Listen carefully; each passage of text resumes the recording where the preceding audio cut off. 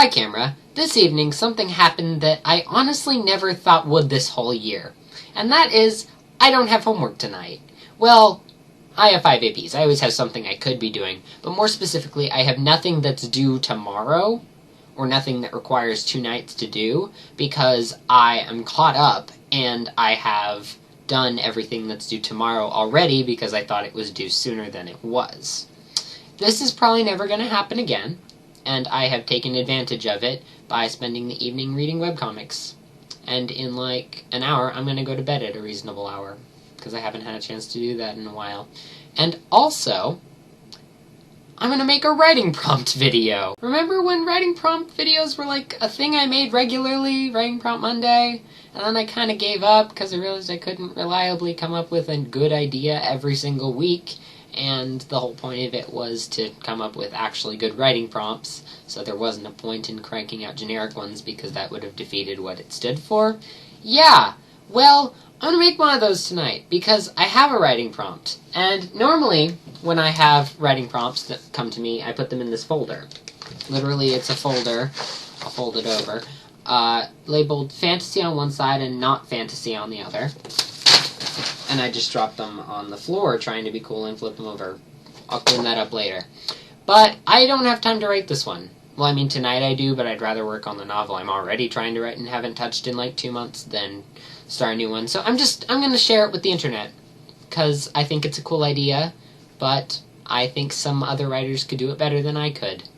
So here's the writing prompt. One day, as you're going about your life, which you consider average, but not that bad, but honestly kind of boring, you encounter a man who looks strange. I mean, in most respects, he just looks like an old man. He's, an old dude, got a beard, longish hair.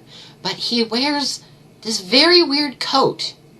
On his coat are sewn thousands upon thousands of strips of fabric of just about every color.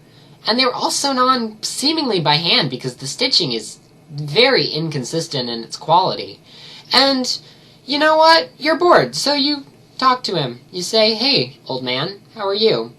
And he says, "You should not call me an old man." No, he says, "I'm doing great." And you talk for a long time, and he tells you a story. Probably the most interesting story you've ever heard in your life, about a friend he had long ago.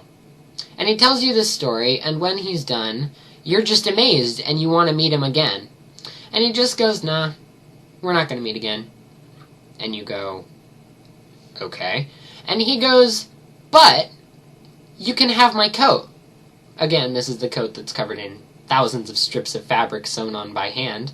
And most people would be like, "No, old man, I don't want your coat." But you know what? You consider your life average, not that bad, and admittedly kind of boring. So you say, "You know what? I will take your coat." And the man walks away, never to be seen again. And you put on the coat, and immediately you feel what it is. Because in each and every little strip of fabric is a story of a friendship. And the love that they gave you. And a little bit of the magic that they loaned you. Because this man was not just a man. He was in fact a wizard who had grown his power over years by meeting lovely people and becoming dear friends with them, to the point where they loaned him little bits of their magic, tearing off pieces of their clothes and sewing it onto his, or having him sew it on. Again, that's up to you, you're the writer, it's artistic license. And the man, because he is old, and realizing he was going to die very soon, probably within the next 24 hours, decided he wanted to give it away to someone.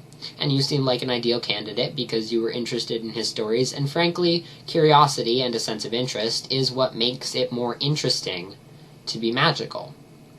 And so he gave you your jacket. It's yours now. I was going to correct myself for calling it yours, but it is yours. It's your coat now. And along with it, all the power and love and social clout and friendships and lifetimes of experiences that came with it. What do you do with this?